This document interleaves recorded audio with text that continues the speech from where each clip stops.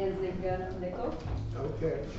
When we get out of here, I'll talk to you guys later.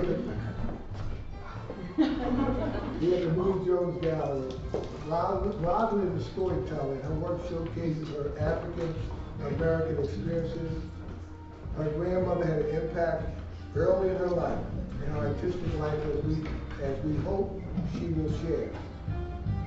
She was born in Indiana. That's flat, real flat out here. It's not all flat. It's got little hills here and there. And spent some time on what I find interesting places on her artistic journey. We're going to dive into her motivation behind her work. And there are folks here who know who she is, and there are folks here who are some of her collectors. The show is called, I'm going to say Pulp Stories. Pulp Stories. Pulp Stories. It's a lot easier for me. That first word is, is Alkebulan, which means that's the only indigenous name for Africa that there ever was. The word Africa is Eurocentric, but Alkebulan was the original name that the people called the land. Wow. And we wanted to showcase an artist whose work speaks truth to the meaning spiritually, culturally, and figuratively to its essence. So, Rosalind, what is your motivation as you approach your work? My motivation for my work is first spirit, because I'm a spirit, I'm very tuned into my relationship with God. And as I was telling you the last time I was here, I may move mediums around a little bit, but I wait to see what the artwork is going to be. I follow it, I don't lead it. I may start something, but I just keep looking at it till the narrative comes. Because while I'm working, it's almost like a worshipful experience. It's the closest I'm a prayer warrior and a worshiper, but I tell you, when I'm doing my work, that's the nearest, the closest I feel to God. I just get swept up, it's Him and I, and it's really just kind of a seamless collaboration. And one good example about the spiritual connection, I did a piece of work maybe close to 10 years ago, and it's just been in my studio. And a show came up last year where they needed some extra work, so I put the piece in there. A lady came in, looked at the piece, grabbed her chest, and tears started swelling up in her eyes. And she told me what the piece meant for her. So it was such an important, I really had this epiphany, this understanding then that the work passed through you. If it doesn't sell right now, maybe the person it's for is not there yet. But there's always this spiritual connection between me and my work. And, and I think the people that buy it, I hope that that's the thing that there's some spiritual connection with them. So tell us about the mediums that you work with. And I know you make your own paper. And I was here earlier with another artist who was telling me that whole process, which I find very interesting. Seems to me to be a process where there's a lot of water.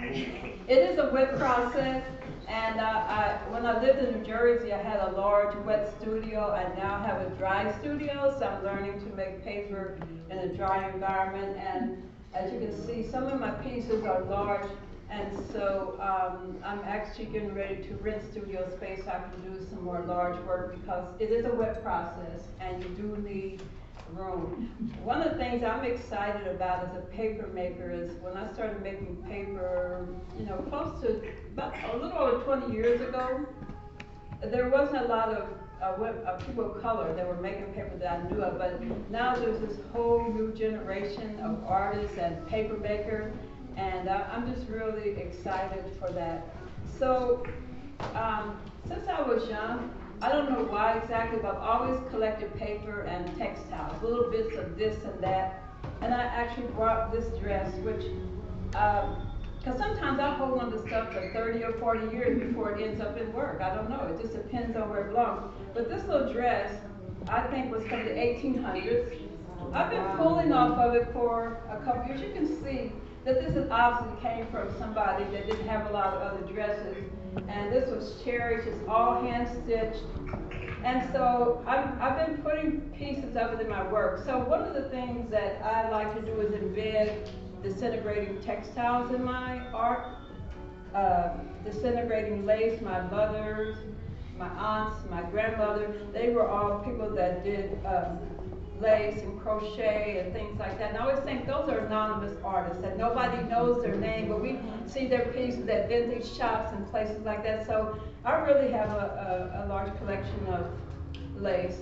And some of my work, as you can see, I embed lace into. When you say pulling, you're talking about taking strips of the fabric? Yeah, so I can do this, so don't try to get nervous, but this thing is so disintegrating that it literally is falling apart. I like when textiles are like that because they just marry into the paper. Paper making is a wet process. While it's wet, I'm embedding things in there or laying them on top, and this little dress is golden to me because it's just so frail. And so I love lace and things like that when they're falling apart. One of the things I do, if I find something that's really old but it's still pretty much intact, I don't tear that up. That kind of goes into my collection.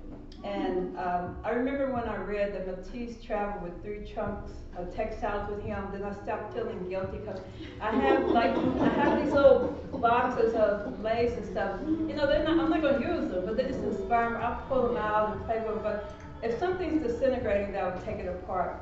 It's kind of hard for me to take away vintage and antique textiles if it's not already falling apart. Now, tell us about, when we look throughout the gallery space, the different subject matters.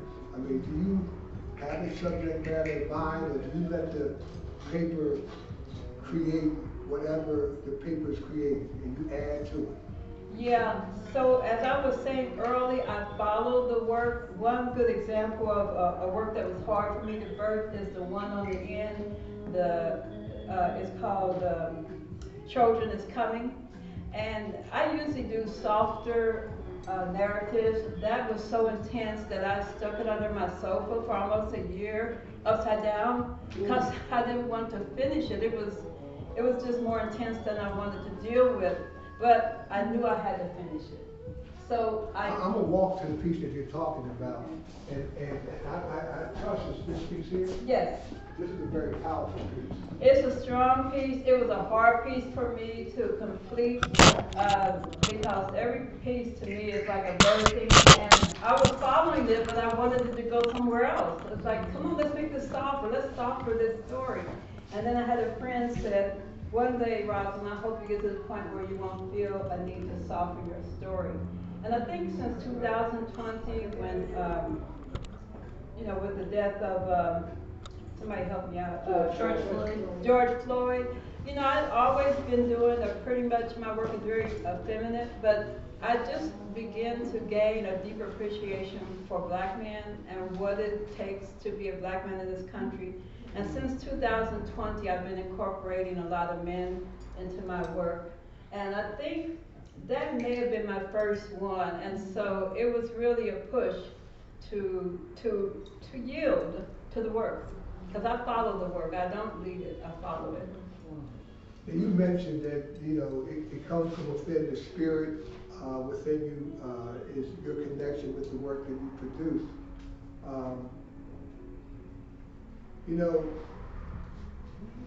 Is it the spirit that's primary, or is it something else?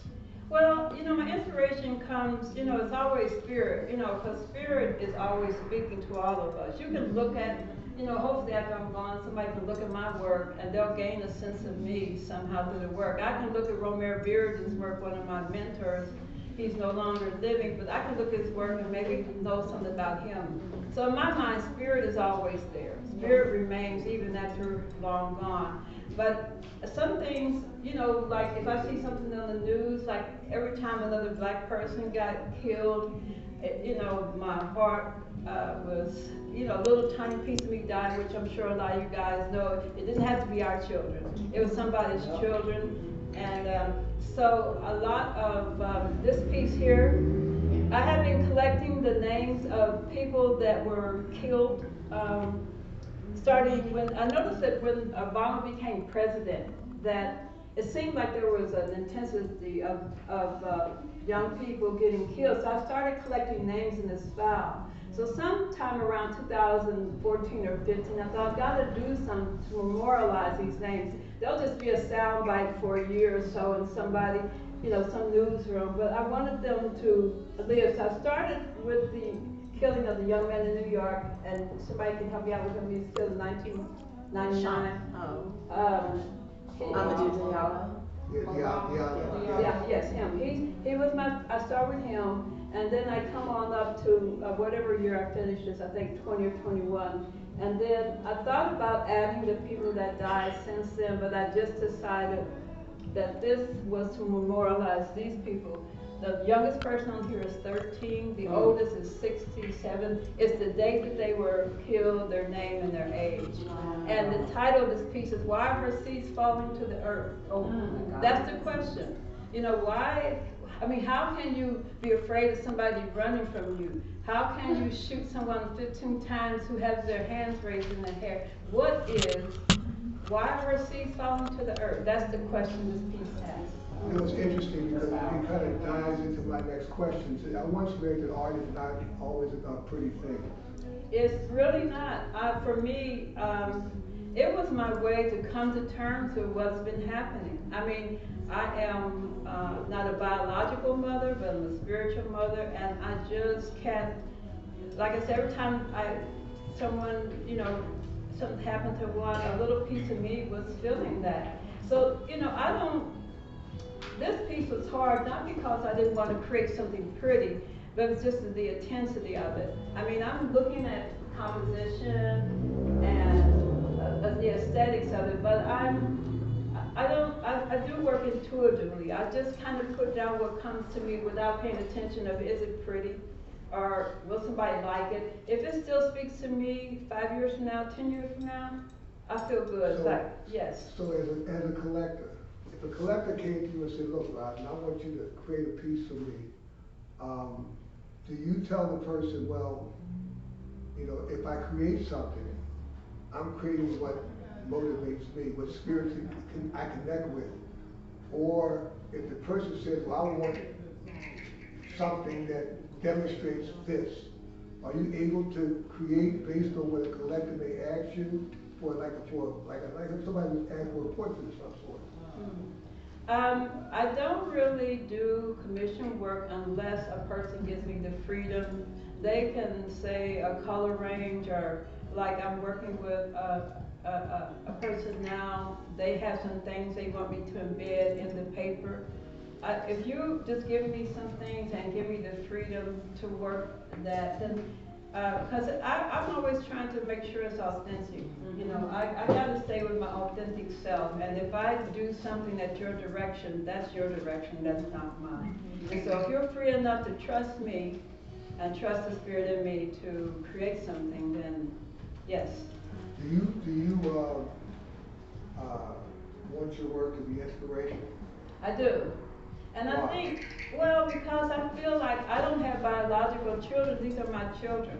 This is what's going to live on beyond me. And so I like it, like when I saw the lady grab her chest, or people come up to me and say, you know, I see your work online, but it's not the same as seeing it in person. I mean, when you see the work in person, it just reads differently. And so that really blesses me, because to me, my work is intimate.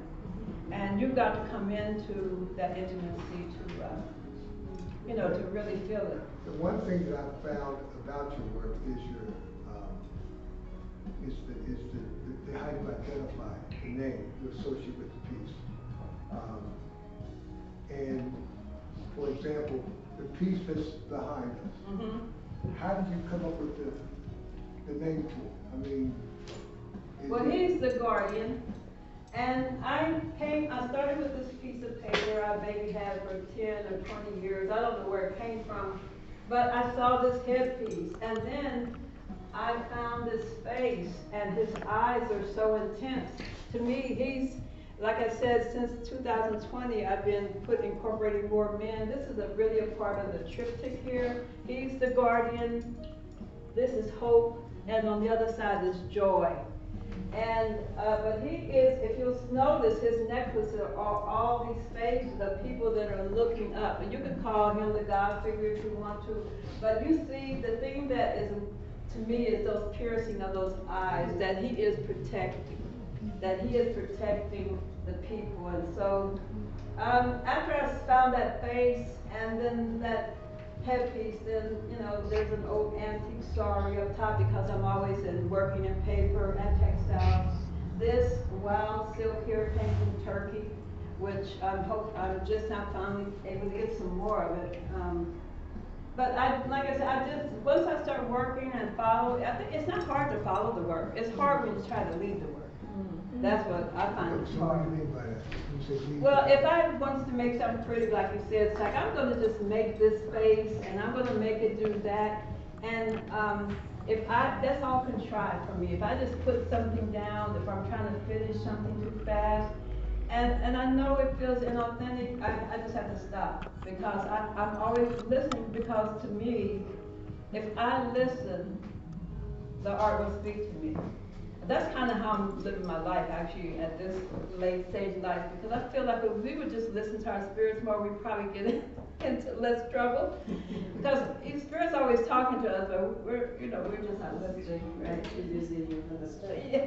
So what as a collector, and there's some collectors in this room, what is it that you want them to draw from your pieces, aside from the fact that they like it will look nice in a certain part of their house, but beyond that, I always feel that if you're true to the art, that there's the artist can kind of conceptualize that with the collector. Would you agree? Say that again. If you're true to the art, Uh-huh. an artist like yourself would recognize that in a collector. Yeah, because I really feel like work should speak to you. I was talking to a gentleman a few months ago about work, and he was telling me this piece he had and how valuable it was, and it was going up, and never once did he mention the name of the piece, the composition of the piece. And so in my mind, that was just an acquisition that he collected that didn't speak to him. And I think, an artist may become very famous and their work may go up, or it may not. But you have to pick art that speaks to you. And if it doesn't speak to you, then you're not being authentic to yourself. So let's talk about art pioneers, those who came before you or who may be present that you find inspiration in or from. Can you speak to that? Yeah, I have several artists.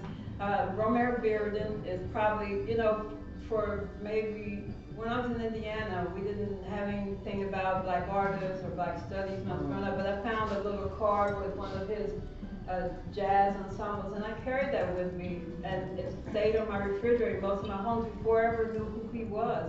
So he's one of my mentors. Janet Taylor Pickett, she's a living artist, but she and I have been great friends for over 20 years. The dialogue we have back and forth about art is priceless to me, and so I trust her, and we've been good friends for a long time. I also, Matisse, he's someone, and there's really a lot of artists. I was thinking about their question, that there's so many artists that I feel like mentor me and I follow, and there's like this whole young group of artists. I'm gonna mess her name up, let me see if I can say it. She's a young paper maker and a potter, but I just met her last year. She came down my studio.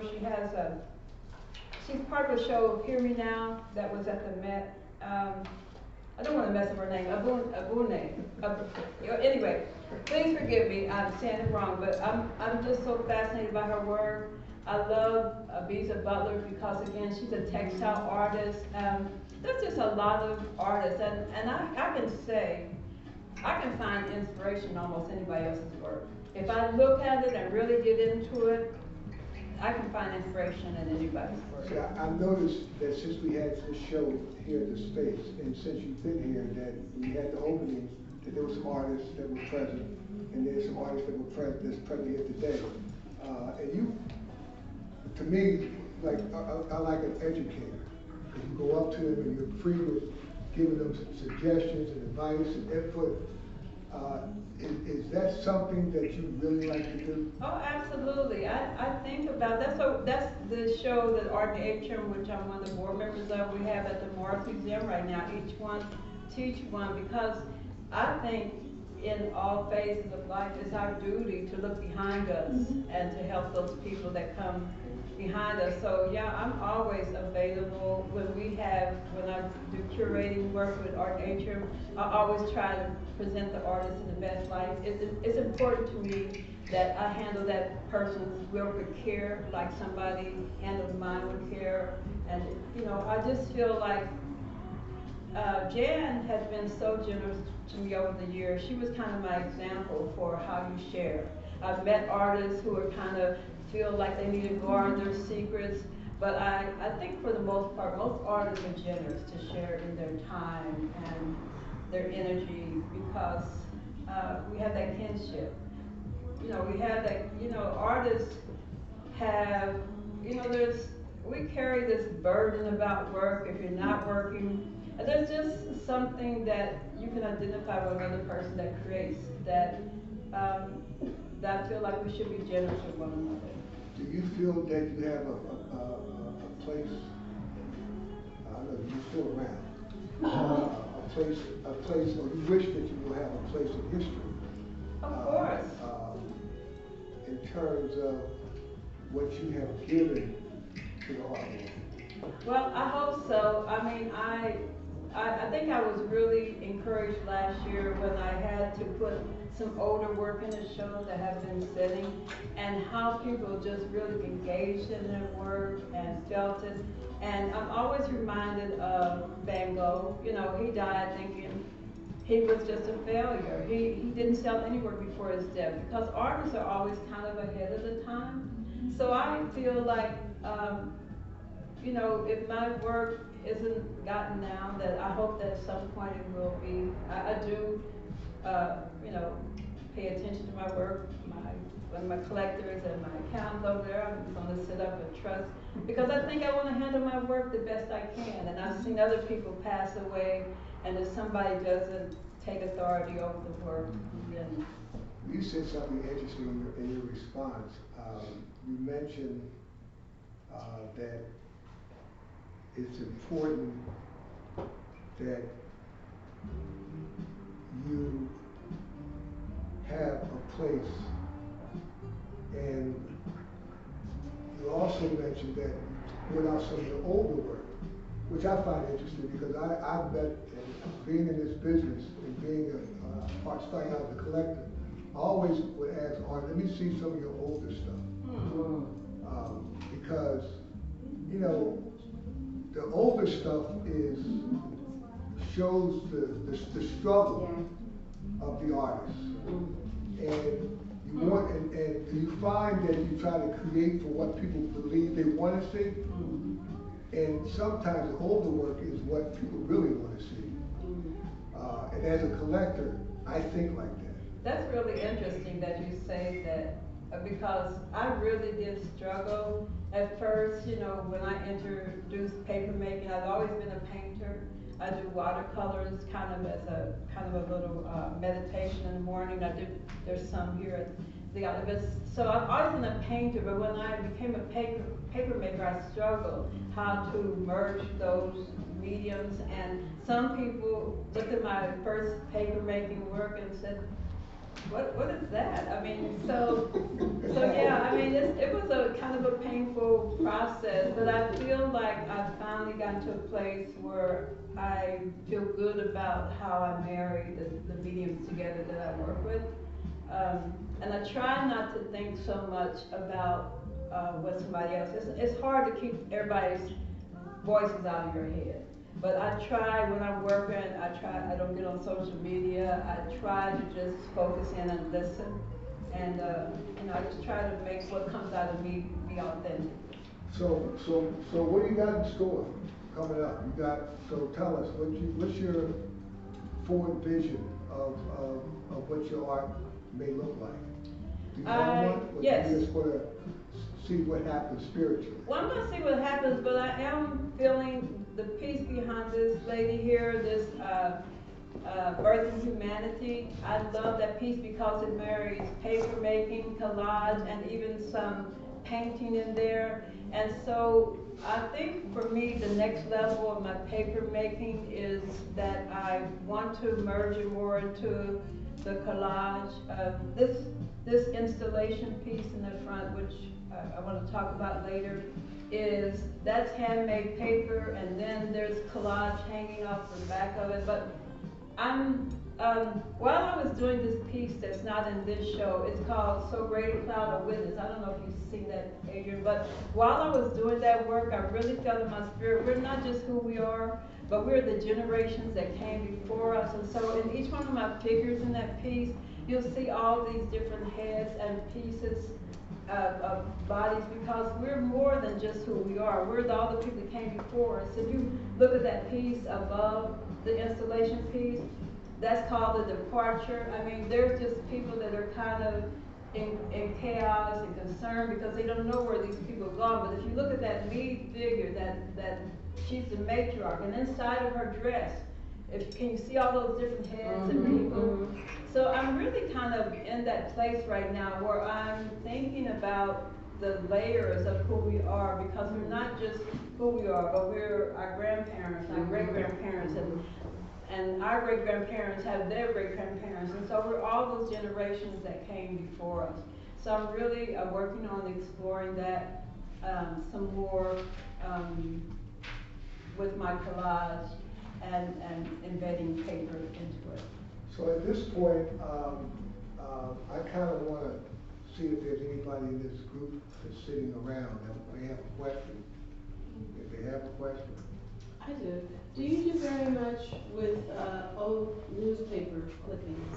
Do you incorporate that into? I don't so much because of the quality of the paper. Yes. You know, when you're making paper, you have to think about the quality. I mean, you know, for kids you can do that kind of stuff, but it's a low grade of paper, it's fragile, and so I try to think about the longevity of my work. I usually cut my images out of magazines or photographs, but no, I usually don't use newspaper clippings,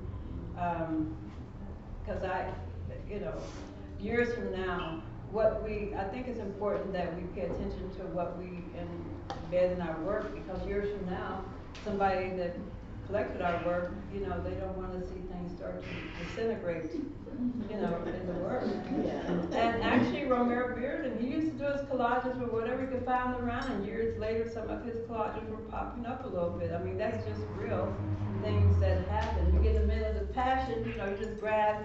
And somebody told me about a good place to get inexpensive canvases, and I thought, you might pay for that down the road. So this is your name and your credibility on this work, and you have to think about it like that.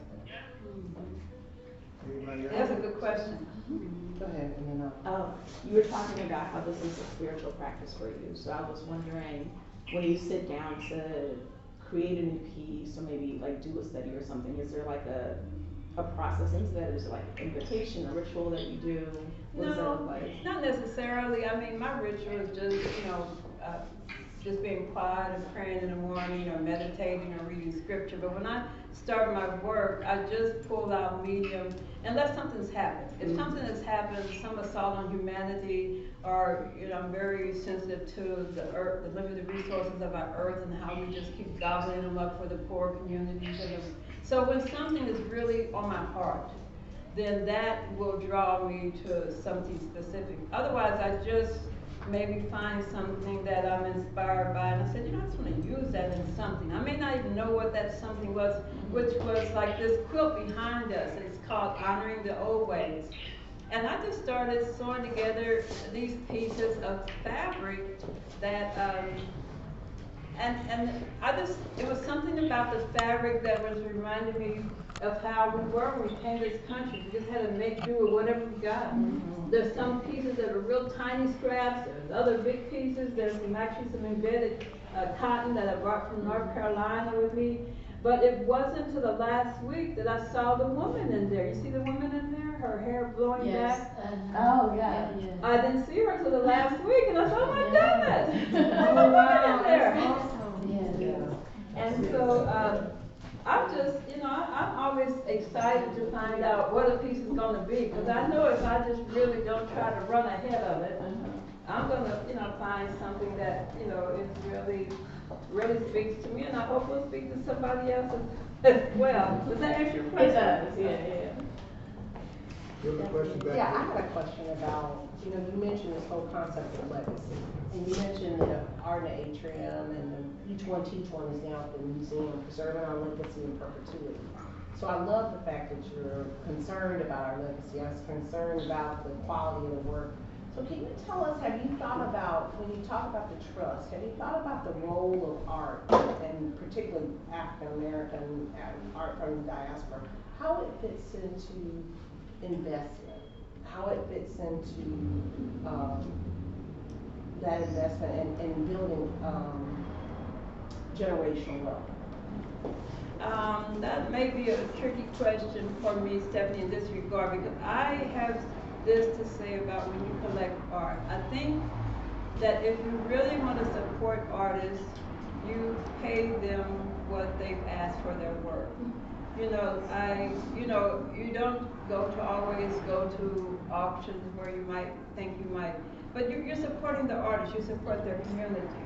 But I am, this thing that's going on right now, all these institutions and places that are opening the door and bringing black artists and artists of color to the table, I hope that stays open. I am very concerned about, we're finding artwork with images of people of color that go all the way back thousands of years that we didn't even know existed before.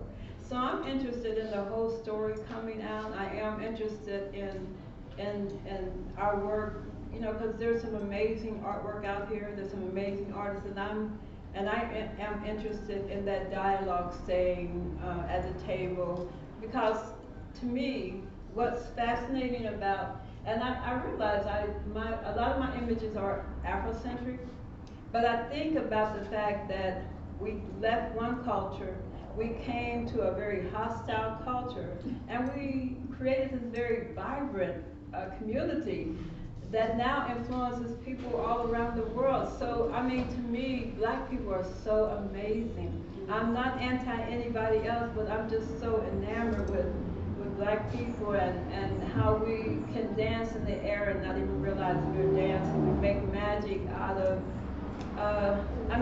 my grandmother, who you said influenced me, yes, because my grandmother would take a garment like this, she would carefully take all the thread out and wind it up, she'd take off all the buttons, and that piece of fabric may turn out to be a cushion or something else. But, she grew up in the Depression era. We had to make do with what we have, and I sort of thrive on incorporating stuff. So, when it comes to the monetary value of it, some artists' work is going to be in that range to help probably generational wealth. But I also like to say this, that there are a lot of people that spend so much money on external stuff that sometimes I just find it daunting. I can't even think about that if they would, the stuff that's going to disintegrate in a few years. So I think if people value more work and pass that on, you would have generational wealth just in that your people coming after you will see you in that work. The things I value most are things that came from my grandmother. I have my great-great-grandmother's quilt, which I have lovingly restored. That's probably the most precious textile I have. So to me, William, if you pass something on to your grandchildren, they will know you through what you did. Or Stephanie, they will look at your collection. And so I don't know if it's exactly monetary, but it does make us rich. Yes, it does make us absolutely. wealthy. And I think if we would really pull apart, I'm not knocking anybody, but if we would really pull apart why we're spending thousands of dollars on false stuff, and really start to think about what's important going further. Because it's all about coming from the inside to the outside. Now, I'm just saying, I'm not, I'm not knocking it because, I think you're right. even Egyptians used to, adorn their hair, but I'm just saying, we spend so many thousands of dollars on that. I'm gonna jump in and add to what you're saying is that art does create generational wealth. If we need to teach our kids the importance of collecting art as a vehicle for creating generational wealth, because the people who don't look like us have done that all their lives. Well, yes, absolutely. And it's something that as an artist, of course you want full value for what you're paying for, but as a collector, yes. Art is, to me, is like real estate. It's a collectible item that has value. And the way you get us out of our present situation is to give us the ability to understand how there are things in this world that if we touch and we hold on to, we can pass it to other generations, and we can create a legacy of wealth. Yes, well, that's true, because, that's really good. And I wasn't meaning to discount that. No, you some weren't. Some artists will, You're not. I guess I always want people to say that you'll collect somebody's work, and if it gains value in the process, then kudos. That's a bonus. But you should collect what you like. You should collect what you enjoy. Don't you agree with that? Or I agree with that, but at the same time, I agree that if there's a base, and what you pay for that base doesn't it doesn't devalue itself. It only increases. You gotta think like that. yes. And artists need to think that way, because eventually artists' works, like I had a friend, I won't mention the person's name, but we were talking about art, and I was suggesting certain artists should be at a certain museum, and the person told me that, well, the person's not dead yet, when they died. I just took offense to that. I said, you know what? Yes. It makes no sense to me that you have to die for people to recognize your work. There are living artists who are recognized who aren't dead. And when it comes to us, there's some difference. And I struggle with that, and I try to tell artists of color to always remember the struggle and always stay encouraged. Absolutely. Whatever you do. Absolutely, because. And you are a very encouraging person. You don't realize it, but you are. Well, thank you. I think I try to live my life that way, because I am a spiritual person, and I think that if we're not really touching each other, then we are, I won't say we're wasting our time, but I don't know what we're really doing here in the earth realm. You got to think about leaving something behind you. Some kind of legacy. Some kind of legacy. Some kind of legacy. And I think the older I get, the less I worry about positioning or where I am, but I'm thinking more about what can I turn around and say to the person coming up behind me, because somebody turned around and looked at me. Yeah. Any other questions? Come on now, I know there's some out there. There's the professional. I was just, so you've amassed a lot of work over the years, and you have a number of pieces here. I was just curious, of the pieces that are in this room, what time frame is that spanning? Well, this piece is the oldest right here. This is one of my very first pieces of paper when I was trying to figure it all out by myself before I went and got lessons. And this is called Uncle Tom's Cabin, right? Revisited, yes. Revisited. Because I never read Uncle Tom's Cabin as a child. When I read the book, I was in tears. I had to do something with all that energy. So this quilt is really about the gentility of the South and all that lacing, but underneath there was the blood. And I just kept seeing, my goodness, that's where our families begin to be broke up. So you'll see the children with soul marked on them. And so then you'll see a little book there. I still had to address these characters in Harriet Beecher Stowe's book. So in my book is Uncle Tom's journal. And he's speaking back to these people, the guy with the dirty hands that grabbed the girl. And I carved out the cavity of an actual book and put his little journal in it, which is where he would have. But I had to somehow address that book. And so this is my oldest piece. And probably the newest piece are these black and whites that started coming out in the 20s. I've been doing, 2020s, I started doing a lot of these figurative things. And then this quilt was probably the last, well, actually the installation, but the installation is a combination of some older pieces. But the quilt and the piece next to William, those two are the newest pieces. And that piece is all about night memory and the things that we know. We know more than we actually know that we know, and some of that stuff is floating around in us, and it's from our DNA and RNA, and so that's what that piece is about. Well, any other questions? I wanted to say one thing about my installation piece, and this kind of ties to what you said. This, even though this is kind of a work from a little bit different periods, it all goes into my idea of collective memory about this birth of humanity, which came from the continent of Africa through mitochondrial DNA, and that, you know, in that regard, all people on the earth are African. But I just wanted to say that, you know, there's a richness and a beauty to be celebrated. And that's what I want people to do. So I did an earlier show last year called Collective Memory. And so when I came here, it was just a kind of continuation of that in my pulp stories, because I'm telling the story of the beauty of Black people, and I want people to see that beauty in my images, but not just for us, but just as a part of humanity, as the face of humanity. Well, Rosalind, I must say, this has been an enjoyable talk. I'm sure we can talk more, and I will, you know, the art in this space is well appreciated. Thank you so much, Adrian.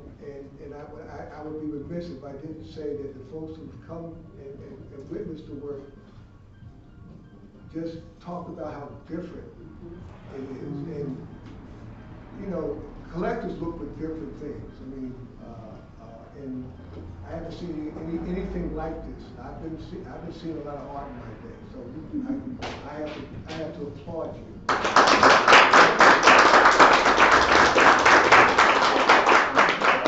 Actually, you encouraged me with this piece here. I brought it to you, and I thought, well, I'm still working on it. You said, it looks finished to me. And you really encouraged me because you got it. You got me. And so I thank you. You've been really just so easy to work with, and I appreciate the experience of being able to hang my work here. And I want to say thank you to all of you that came out today, took time for you, and the people that joined us live. I thank you so much for your time. I don't take it for granted, and I'm just appreciative. Very good. You know.